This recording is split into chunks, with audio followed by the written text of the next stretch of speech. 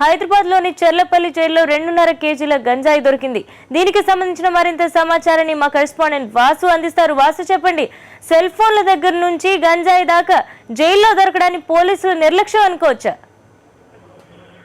నవ్య కరుడుగట్టిన ఖైదీలకు అది tourist place గా మారిందనే ఆరోపణలు చెల్లపల్లి కేంద్ర కారాగారంపై కొంతకాలంగా వినిపిస్తున్నాయి. తరచుగా చూసినట్టయితే ఇటీవల కాలంలో దాదాపు గడిచిన 2 నెలల కాలానికి సంబంధించి ఈ 3 నెలలకు సంబంధించి దాదాపు 170 సెల్ ఫోన్లు ఇప్పటి వరకు ఖైదీల నుంచి కూడా అధికారులు స్వాధీనం చేసుకున్నప్పటికీ కూడా అధికారికంగా కేవలం 20 మాత్రమే దొరికాయని అధికారులు చెప్తున్న పరిస్థితి. ఏదైనప్పటికీ కూడా తరచుగా ఇప్పుడు ఈ రోజు చూసినట్టయితే ఉదయం తెల్లవారుజామున చెల్లపల్లి కేంద్ర కారం కృష్ణా బ్రహ్మపుత్ర బ్యారక్ సంబంధించి కూడా ఖైదీల వద్ద ఉన్నటువంటి బ్యారక్లలో దాదాపు 2.5 కేజీల గంజాయిని అధికారులు స్వాధీనం చేసుకున్నారు.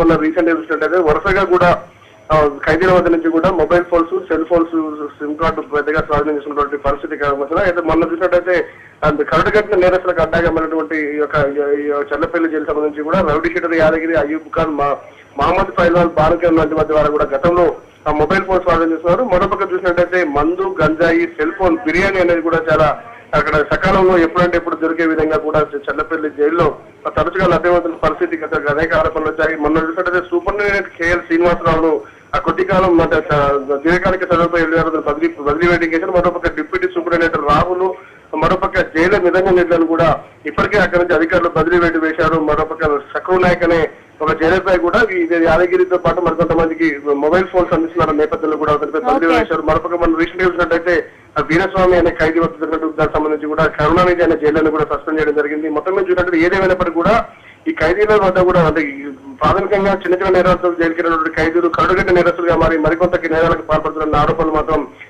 వారిని సప్రమత్తులు పెట్టాల్సిన పోలీసు అధికారులు వారికి సన్నదండలు అందిస్తున్న ఆరోపణలు కూడా కొంతకాలంగా చెల్లపల్లి కారాగారంపై వినిపిస్తున్నాయి. Okay, thank you.